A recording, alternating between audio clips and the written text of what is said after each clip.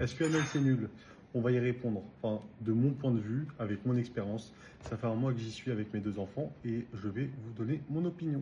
Du coup, on va commencer par le positif. Architecturalement parlant, il y a pas mal de belles choses à voir, des anciennes bâtisses et tout, genre vraiment, ils ont vraiment le souci du détail et même les nouveaux bâtiments, ils font vraiment attention à avoir un certain code et c'est très intéressant à voir.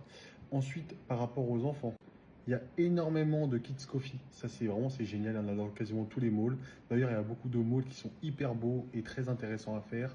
Les aquariums sont plutôt ok. C'est assez nice. En tout cas, avec des enfants, tu t'ennuies pas du tout. Au niveau historique, tu as vraiment aussi masse choses à faire. D'ailleurs, c'est dans mes vidéos.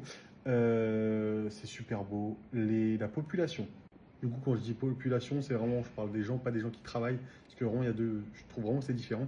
Du coup, les civils, la population comme normale, sont hyper gentils, hyper avenants, hyper chaleureux, accueillants.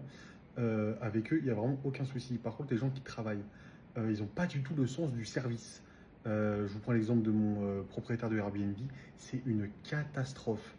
Il ne répond pas aux messages, il répond en décalé, il t'annonce des choses qui doivent arriver, qui vont pas arriver, ou il t'annonce des choses qui vont pas arriver et au final qui arrivent. C'est insupportable. Les gens dans les restaurants, ils ne font aucun effort de compréhension. Même avec un traducteur, ils ne veulent absolument pas faire l'effort de comprendre ce que tu as à dire. Donc ça, vraiment, c'était vraiment un sacré point négatif. Et du coup, j'ai commencé à aller dans les points négatifs. Là, encore une fois, aussi, je pense que c'est vraiment propre à mon expérience. Mais dans mon quartier, il y a les haut-parleurs de la ville qui envoient à balle de la musique à partir de 7 heures du matin. Tous les matins, du lundi au lundi. Au début, c'est drôle, tu vois, c'est dans le folklore, et après, c'est agaçant. Après, encore une fois, je suis pas dans le pays, ça me déplaît, bah, dommage pour moi. Aussi, niveau alimentation, quand vous avez des restrictions, c'est un peu compliqué. Mais encore une fois, on n'est pas dans notre pays, on fait pas ce qu'on veut, tu fais avec ce que tu as. Mais voilà, quand tu as des restrictions, autant si tu es végétarien ou que tu manges halal ou kasher ou n'importe quoi, c'est vraiment compliqué. L'hygiène.